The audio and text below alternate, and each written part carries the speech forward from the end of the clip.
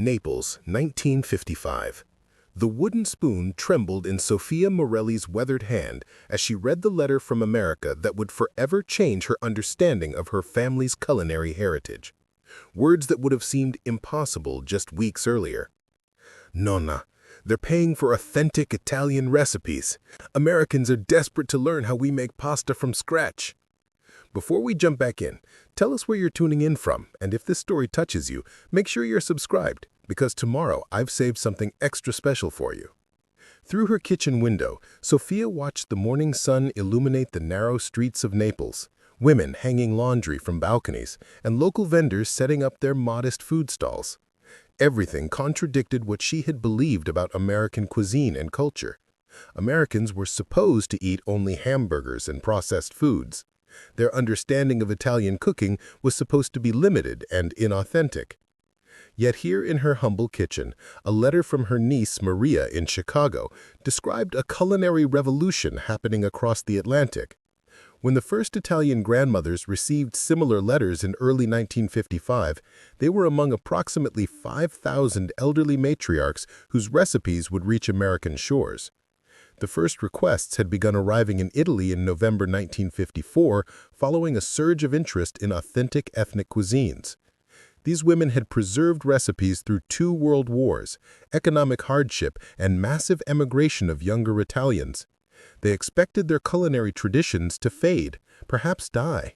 Instead, they found what thousands would later describe in letters to relatives abroad as un miracolo americano, an American miracle.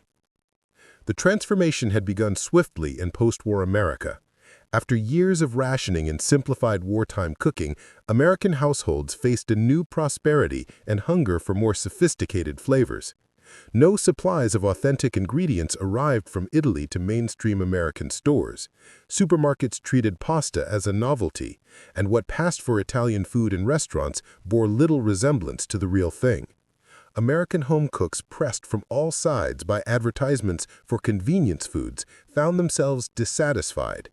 Among the 275,000 Italian-American families who sought authentic recipes in 1955 were approximately 50,000 third-generation Americans who had never tasted real Italian cooking. These recipe seekers would form the core of what eventually grew to a national obsession with authentic Italian cuisine, as more Americans discovered the pleasures of scratch cooking from diverse cultures. The journey from culinary ignorance to revelation began in the immigrant neighborhoods of American cities. American publishing efficiency immediately impressed the Italian grandmothers. Letters arrived on crisp paper with colorful letterheads. Many received their first international mail since before the war. New opportunities to share their knowledge replaced fears that traditional recipes would die with them, but the Americans' enthusiasm stunned them most. After decades of being told their rustic cooking was too simple or too garlicky for sophisticated palates, Americans offered payment for detailed instructions on how to make everything from basic pasta to complex regional specialties. The publishers that coordinated this exchange were returning from delivering American lifestyle magazines to the European market. Rather than base their new Italian cookbooks on professional chefs, they sought home cooking from the source, the grandmothers who had preserved these traditions through generations. Italian grandmothers discovered that simple techniques they took for granted, like hand-rolling pasta or slow-simmering sauce, were considered advanced skills in America. The letters themselves were monuments to American prosperity. Envelopes containing crisp dollar bills, professional photography of attempted recipes, and heartfelt pleas for authenticity. American publishers had researching equipment, which they had seen only in advanced professional kitchens, now becoming standard in test kitchens developing these cookbooks. The payment provided daily shock. American publishers offered $5 per recipe, nearly a week's income for many elderly Italian women. They discarded submissions that weren't authentic enough, insisting on traditional methods that would have been treasured in Italy. This casual pursuit of perfection demonstrated resources beyond comprehension. As Italian grandmothers sent their culinary secrets to addresses like Chicago, Illinois, and New York City, they entered a world that exceeded imagination. Kitchens filled with modern appliances. In Italy, only the wealthy owned refrigerators. Every American kitchen had electricity. Shops displayed ingredients that had vanished from Italian stores during the war and remained scarce after. The grandmother's recipes traveled by airmail, not slow boat. They flew in pressurized cabins with climate control, electric lights, and specialized handling. The journey into America's gastronomic awakening revealed a nation of impossible wealth, seeking the wisdom of impoverished elders. Every small American town had electricity, refrigeration, and shops that sought to stock authentic ingredients. Restaurant kitchens ran multiple shifts with electric power. Even rural homes had appliances and consistent heating that made year-round cooking possible. Sophia's neighborhood in Naples was designated as one of the authentic sources for regional recipes, while other areas like Sicily and Tuscany contributed their distinctive styles. Her neighborhood encompassed 4 distinct culinary traditions with unique approaches to pasta, sauce techniques, and infirmary use of ingredients, surrounded by legendary reputations monitored by zealous defenders of authenticity. At its peak, her street alone contained grandmothers who contributed 386 recipes. The Naples region alone contained Italian grandmothers who shared 2,580 recipes, making it one of the primary sources for Italian culinary traditions in American cookbooks. The American kitchens exceeded Italian home standards. Cooking spaces had electric mixers, hot water on demand, flush sinks, and refrigeration. The test kitchens contained equipment unavailable in Italy since before the war, including stand mixers, precise temperature controls, and modern measuring tools. To the Italian grandmothers, these American resources were almost paradise for cooking. Although there were instances of mistranslation, especially toward regional dialect terms, they were kept in ongoing correspondence, had photographs sent to them, abundance of feedback, and they could spend the money they earned from their recipes at local markets. The response overwhelmed them. Multiple letters daily with photographs, questions, bread, milk, and often special requests. Holiday specialties exceeded anything they had been able to prepare even before the war. American test kitchen workers reported throwing away more failed attempts daily than their families in Italy could afford to waste in a month. Everything changed on September 8, 1955, when a feature article in Life magazine titled "The Grandmothers of Italian Cooking" introduced these women to mainstream America. Major publications switched focus, declaring American interest in foreign cooking more sophisticated than previously thought. After Italy became the focal point, James Beard himself instructed American home cooks to look beyond French cuisine. Beginning in February of 1956, the major American publishers offered the Italian grandmothers in Italy the opportunity to join what came to be known as the Heritage Cookbook series. They could remain anonymous contributors or volunteer to be featured with photographs and personal stories alongside their recipes. The response was overwhelming. Of the 5,100 Italian grandmothers being featured in American publications at the time, over 4,500 joined the series and were sent professional photographers to capture them in their own kitchens across Italy. They signed agreements to assist with promoting authentic Italian cooking and received privileges that transformed their experience. Even though they were officially still living in post-war economic hardship, they nevertheless donned their finest clothes for photographs that were differentiated only by the regional styles and techniques that made each cooking tradition unique. They also received monthly stipends of $24, of which only 1/3 was paid in cash. The rest was issued as credit at local markets to be used where they lived to pay for various ingredients and personal items. In California, where Italian cuisine was embraced enthusiastically through to the end of 1956, Italian grandmothers working via correspondence with cookbook publishers were actually received most enthusiastically. The state's large Italian-American population, established since the gold rush era as fishermen, farmers, and winemakers, embraced the grandmother's authentic recipes. The most amazing story being that of the Italian grandmothers from Naples, whose recipes were featured at regular cooking demonstrations in a hall in San Francisco that publishers rented. Using the grandmother's detailed instructions, they organized Saturday cooking classes that became major social events. American women attended, eager to learn the Italian techniques. Italian grandmothers' recipes transformed California's agricultural production, witnessing farming adapt to demand for authentic ingredients on a scale that defied comprehension.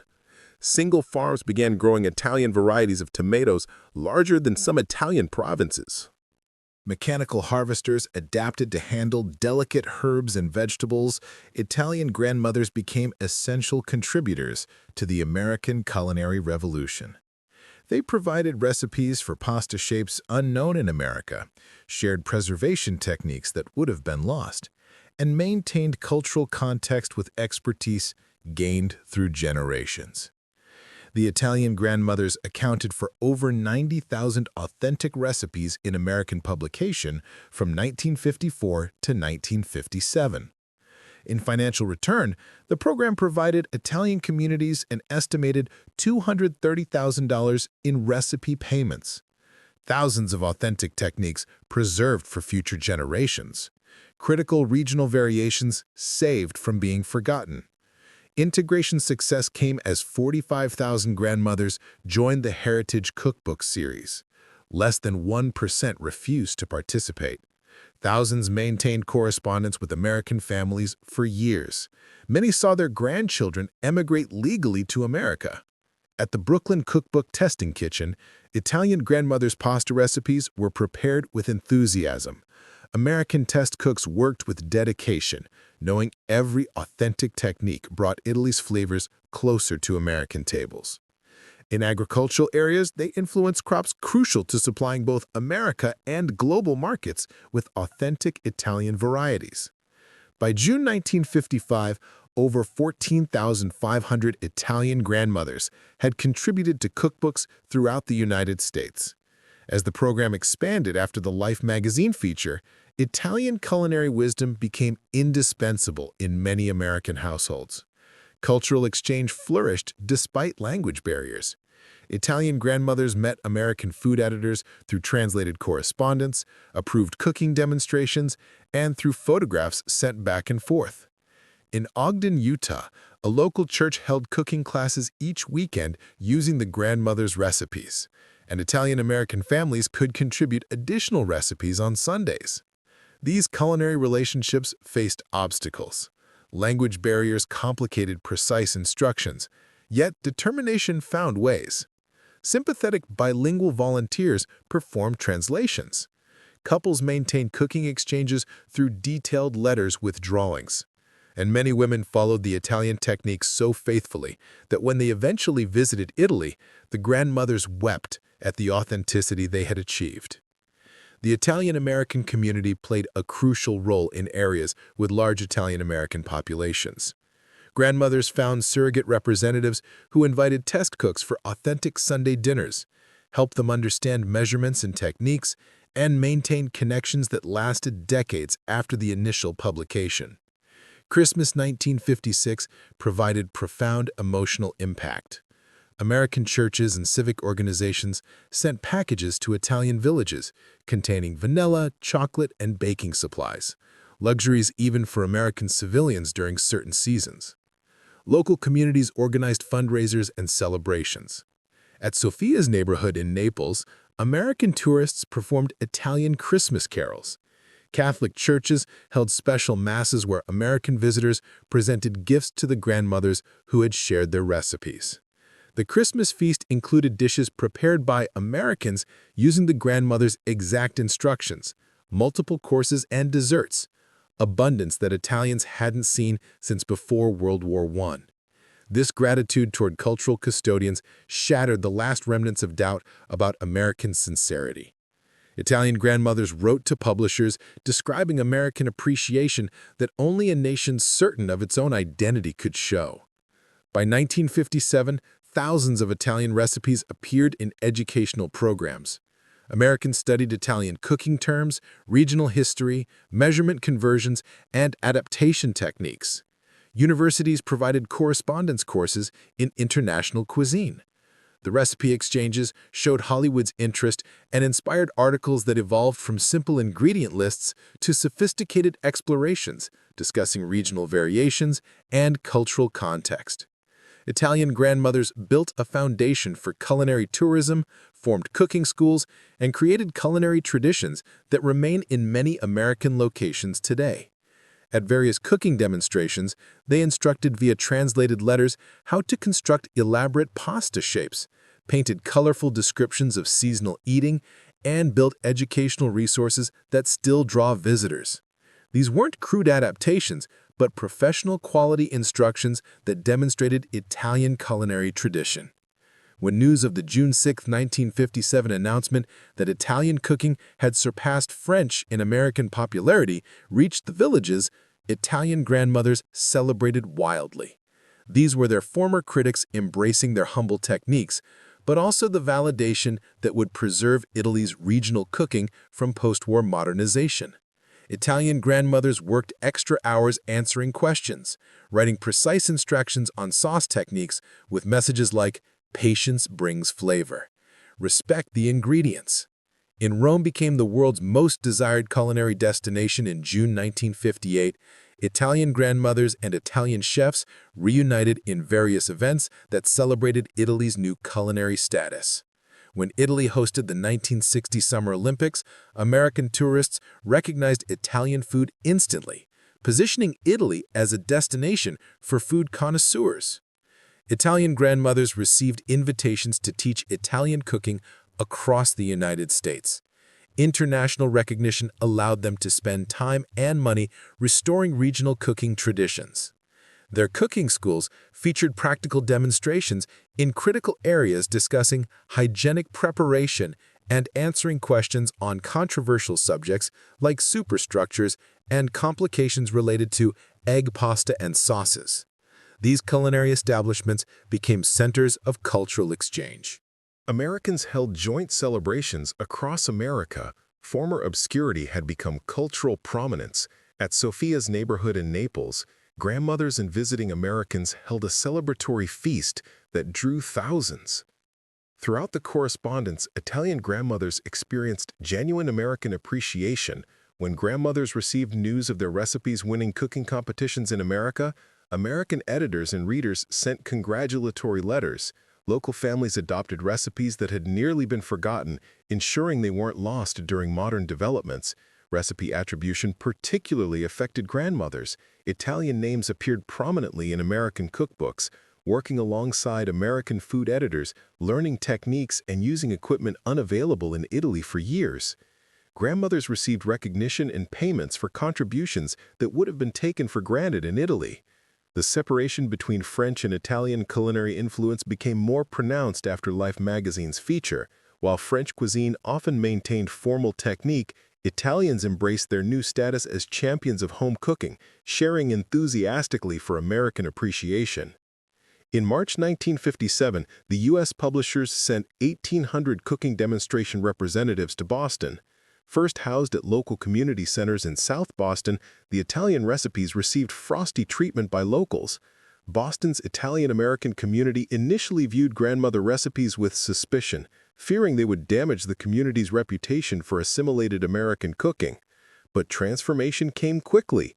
Italian grandmothers proved their recipes created industrious American home cooks at the Boston food festivals. They inspired church fundraisers, transformed community gatherings, and introduced authentic Italian cuisine to second-generation Italian-Americans who had never tasted real Italian food. As a result of rising enthusiasm within the South Boston community, 1,300 of the recipes were featured in a special supplement to the Boston Globe a few months later. In the paper, they enjoyed more recognition, with trustees allowed to organize Sunday cooking demonstrations into Boston's North End, where they often shared techniques with Italian-American families. Italian grandmothers witnessed American culinary production that defied comprehension.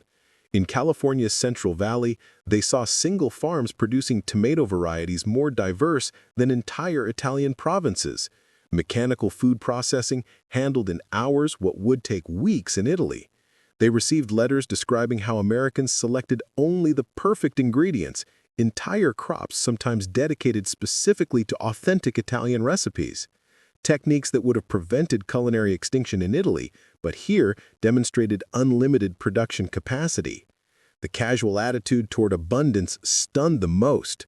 American families prepared multiple courses for ordinary dinners, left ingredients unused in refrigerators, and entertained lavishly on weekends. All unthinkable in post-war Italy, where families survived on minimal ingredients.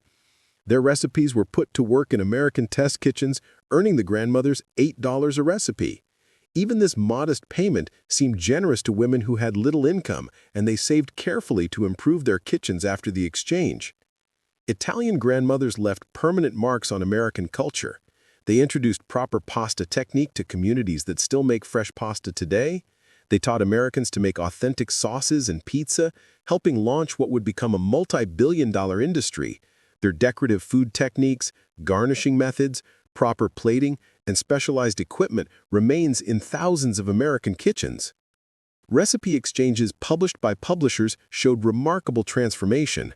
Articles evolved from basic recipes to discussions of Italian regional variations, crop management, seasonal eating patterns, and plans for culinary tourism. These publications circulated among communities, spreading ideas about cultural preservation and modern adaptations. On July 16, 1957, the 38th and 40th Italian regional recipe collections arrived at major American bookstores from publishers in New York. They performed so successfully that commanders of publishing houses requested additional volumes after initial printings sold out. At agricultural sites, Italian grandmothers demonstrated expertise from generations of farming tradition. Through their recipe notes, they introduced techniques that improved American agriculture through specific requirements for authentic ingredients. Their work in defining proper ingredients, cooking methods, and cultural context freed thousands of Americans from bland cooking traditions. The volunteers who contributed to the Italian Heritage Cookbook series also became important players in scholarly work. Freed up American cooks who would have developed poor adaptations to create more authentic versions. Due to the assistance of the Italian grandmothers, fewer American dishes misrepresented Italian cooking. The scale of the Italian grandmother experience in America eventually reached global impact. At its peak in May 1958, a total of 425,871 authentic ethnic recipes were published in the U.S., 371,683 French, 50,273 Italians, and 3,915 Greek. The Italian grandmothers numbered 51,000 and were published in 21 major cookbooks in 18 states. Labor contribution came to 90 million hours of instruction, $230,000 paid in recipe rights, thousands of American family traditions established, critical techniques saved from disappearing. Integration success came as 45,000 joined Italian Heritage Cookbook series. Less than 1% refused payment. Thousands maintained correspondence with American families post-war. Many sent grandchildren as legal immigrants to America. Recognition began in late 1958, but proceeded slowly. America needed their expertise for transition to international cuisine. Many Italian grandmothers didn't want the attention to end. They had found appreciation and opportunity through American interest, while Italy remained focused on modernization and industrial food.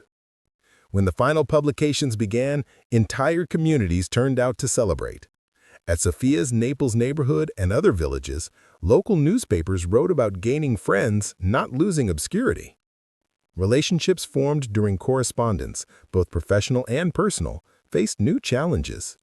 Between December 1958 and July 1959, Italian grandmothers received final payments from American publishers carrying knowledge of American enthusiasm, mass production techniques, and modern preservation methods. They became inadvertent architects of Italy's post-war culinary renaissance, implementing American approaches to recipe preservation learned during the exchanges.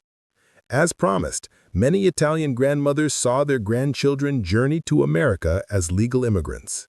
Sponsored by restaurants who valued their family recipes, publishers they had corresponded with, or American families they had instructed through letters, thousands made new culinary careers in America. These immigrants succeeded remarkably. They founded businesses, particularly in food industries and import-export trade between Italy and America. They maintained connections between the nations that facilitated post-war culinary recovery and international trade. Former recipe contributors and their descendants achieved prominence in American society. They became restaurateurs, business leaders, cooking instructors, and community leaders. Their children, raised with both Italian and American culinary heritage, bridged cultures in unique ways. Today, physical reminders of the Italian grandmother experience survive across America. In Sophia's Naples neighborhood, a small cooking school built by locals in 1959 still stands. Constructed to honor 5 women whose recipes became American bestsellers, it features hand-painted tiles made to look like cookbook pages and serves as a pilgrimage site for culinary students. Pasta-making workshops from California to Massachusetts trace origins to Italian grandmothers who introduced proper techniques. Italian food festivals in unlikely places like Texas and Utah celebrate the grandmother legacy. Recipes taught by grandmother correspondents remain family traditions in thousands of American homes. But the true monuments are the families and communities transformed by this experience. Business relationships established during the 1950s continue through 3rd and 4th generations. Sister city relationships between American and Italian towns originated from culinary connections. Historians recognize the Italian grandmother experience as remarkably successful in transforming regional cooking into international cuisine.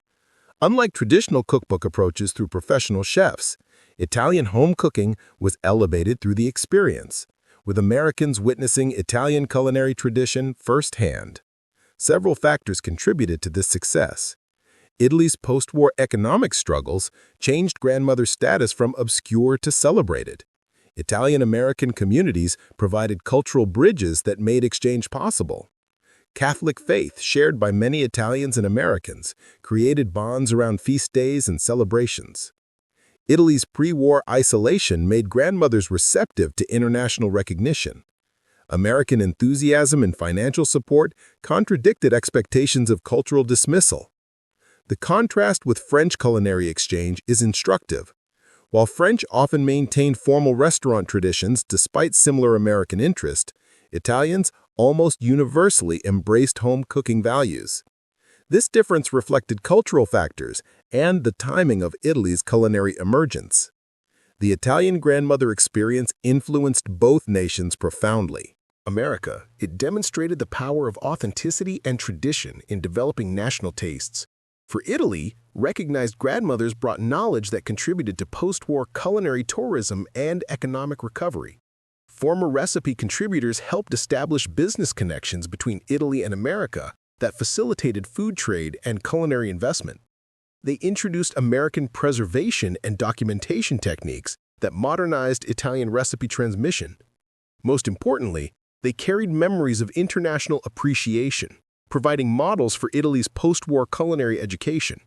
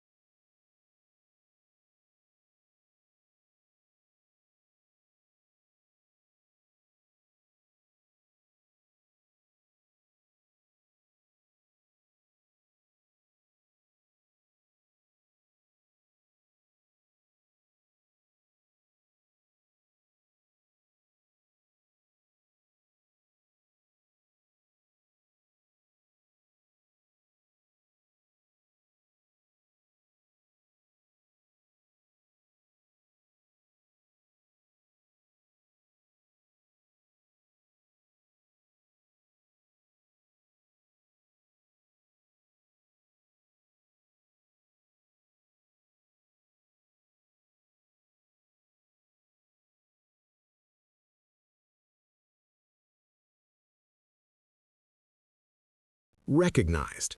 Psychologists attribute this to several factors: excellent treatment exceeding expectations, meaningful contribution providing purpose, social recognition reducing isolation, educational documentation offering legacy, and the transformation from obscurity to celebrated status after the Life magazine feature. The psychological impact extended to families. Children of former contributors often reported that their mothers spoke positively of American correspondence, unusual for cross-cultural experiences. This positive framework influenced family dynamics and international perspectives for generations. The story of Italian grandmothers and American cooking demonstrates cultural exchange's capacity for unexpected transformation. Women who started as isolated village cooks left as international cuisines advocates. Strangers became friends. Traditional cooks became published authors, and many ultimately saw their families become Americans. Through simple acts, sharing recipes, providing photographs, allowing adaptation while maintaining authenticity, enabling correspondence with American families, America converted culinary traditions more effectively than any commercial campaign could achieve. The Italian grandmothers witnessed American society at its most appreciative and wanted that prosperity and recognition for their own traditions. Their contribution went beyond recipes. They enriched American culture, strengthened Italian-American communities, and built culinary bridges between nations that endure today. Their descendants, whether in Italy or America, embody the possibility of cultural preservation and friendship through shared meals. The Italian grandmothers found their miracolo americano not in the publications themselves, but in the revelation of what culinary tradition could achieve through documentation and appreciation. They returned to Italy carrying seeds of transformation that would help build a gastronomic destination from post-war ruins. In the end, 51,000 Italian grandmothers discovered in American correspondence what Italy's modernization could never provide: dignity, opportunity, and hope for traditional knowledge. They called it a miracle, not because it was perfect, but because it showed them perfection was possible. Through their transformation, strangers became family, and two nations found friendship that endures across generations. Their legacy reminds us that even in tradition's darkest moments, humanity can prevail, that kindness can preserve what industrialization threatens, that showing respect for cultural wisdom may transform strangers into friends. The Italian grandmothers who found miracle in American recognition proved that culinary reconciliation is possible, that tradition's example is powerful, and that treating home cooking with dignity can yield victory more lasting than any commercial triumph. The original kitchens are mostly gone now, returned to modern amenities or developed into tourist attractions. But in Naples, small cooking schools stand. In California, pasta-making demonstrations echo with Italian techniques. In countless American communities, families trace their recipes to an Italian grandmother who found recognition in correspondence and chose to share. They started as keepers of fading traditions. They left as builders of an international culinary future. They began as forgotten elders. They discovered appreciation. And in that discovery, two nations found a friendship that neither modernity nor time could break. The American food publishers who initiated this cultural exchange never anticipated its profound impact. What began as a simple search for authentic recipes became a movement that transformed both nations' relationship with food. When the first letters arrived in Italian villages, many grandmothers initially suspected scams or pranks. The idea that Americans would pay for their everyday cooking techniques seemed absurd. Sophia Morelli remembered laughing with neighbors when Maria's first letter arrived. "They want to know how to make pasta. Don't Americans know anything?" she had joked. But the sincerity and persistence of American interest gradually convinced even the most skeptical. After receiving photographs of American attempts at her recipes, Sophia's perspective shifted dramatically. "They truly want to learn," she told her friends, showing pictures of American kitchens with pasta drying on special racks. "They respect what we know." This realization transformed elderly women who had been marginalized by modernization into celebrated cultural ambassadors. In post-war Italy, the push toward convenience and industrial efficiency had devalued traditional knowledge. Young people rushed toward modern appliances and packaged foods. Grandmothers watched their lifetime of culinary wisdom becoming increasingly irrelevant. American interest reversed this trend overnight. Suddenly, handwritten recipe books became valuable family treasures. Techniques passed through generations received international recognition. The economic impact was immediate and substantial.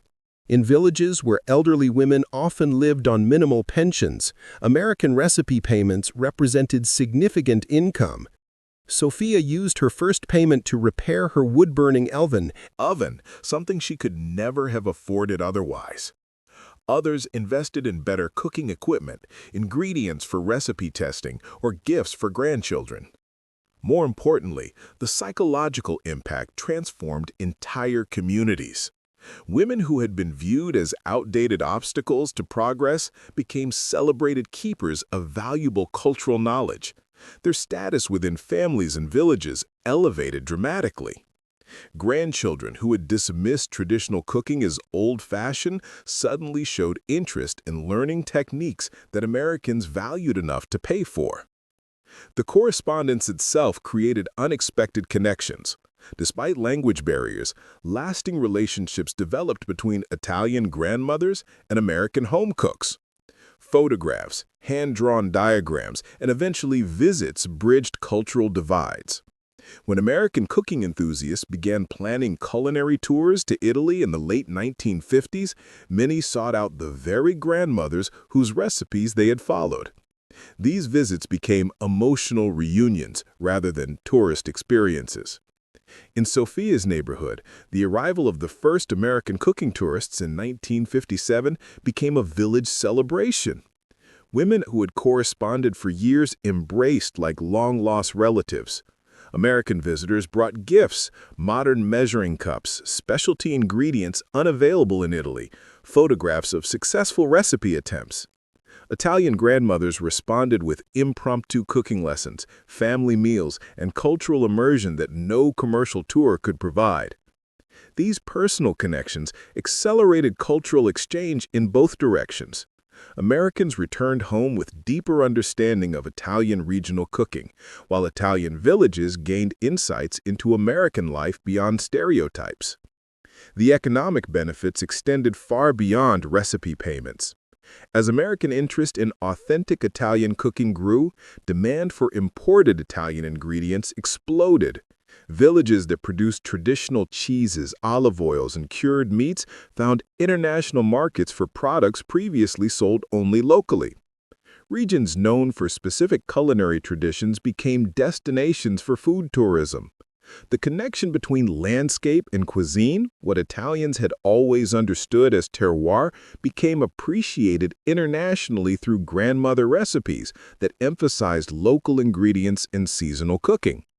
This appreciation for regional specificity helped preserve agricultural diversity that might otherwise have been lost to industrial farming.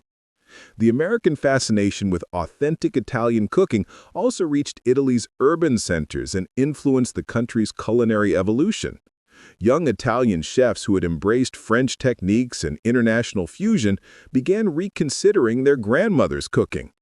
Traditional recipes regained prestige in Italian restaurants, helping launch what would later be called the slow food movement.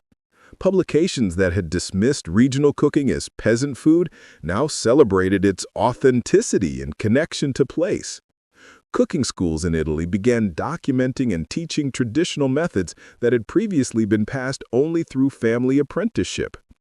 This formal recognition of informal knowledge created new career paths. Grandmothers who had never worked outside their homes became cooking instructors, recipe consultants, and cultural authorities. In Sophia's case, her correspondence with American publishers led to a position teaching at a new cooking school in Naples, a role that would have been unimaginable before the exchange.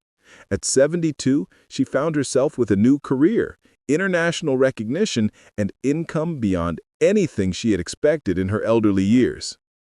The transformation extended to the next generations as well. Children and grandchildren who had planned to pursue modern careers reconsidered their heritage. Italian-American families who had abandoned traditional cooking in their rush to assimilate rediscovered their culinary roots. Young people on both continents began apprenticing with grandmothers, documenting techniques that would otherwise have been lost. This intergenerational transmission created new businesses. Granddaughters opened restaurants featuring authentic regional cooking. Grandsons established import businesses, connecting Italian producers with American markets. Families that had been separated by emigration reunited around shared culinary heritage. The psychological benefits for elderly Italian women extended beyond improved status and economic security. Research later showed that those who participated in the recipe exchange lived longer, maintained better cognitive function, and reported higher life satisfaction than peers who remained isolated. The act of documenting their knowledge, often for the first time, provided cognitive stimulation and purpose. Social connections formed through correspondence reduced loneliness and depression. The physical act of demonstrating techniques for photographs kept them active and engaged. Most importantly, the recognition of their life's work provided validation that improved overall well-being. By the early 1960s, the impact had expanded beyond Italy and America to influence global culinary trends. The grandmother-centered approach to culinary authenticity inspired similar projects in other cultures. Mexican, Chinese, and Greek cooking traditions received similar documentation through elder knowledge rather than professional chefs. This approach to culinary anthropology, valuing home cooking over restaurant tradition, transformed food writing internationally. The legacy continues today in cooking shows that feature grandmothers rather than celebrity chefs, in cookbooks that emphasize authentic techniques over innovation, and in the farm-to-table movement that echoes the seasonal, local cooking these women practiced by necessity. Perhaps most significantly, this exchange demonstrated the power of cultural appreciation over appropriation. By compensating grandmothers for their knowledge, crediting them by name, and maintaining ongoing relationships, American publishers established a model for ethical cultural exchange. Rather than simply extracting recipes, they created partnerships that benefited both cultures. This approach helped preserve traditions that might otherwise have been lost while allowing for authentic adaptation in new contexts.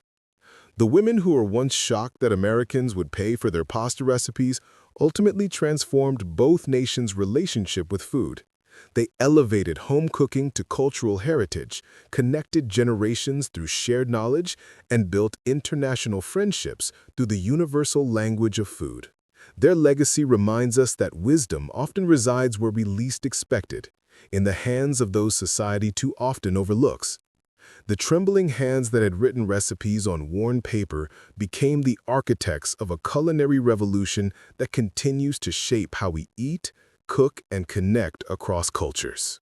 Up next, you've got two more standout stories right on your screen. If this one hit the mark, you won't want to pass these up. Just click and check them out. And don't forget to subscribe and turn on the notification bell so you don't miss any upload from us.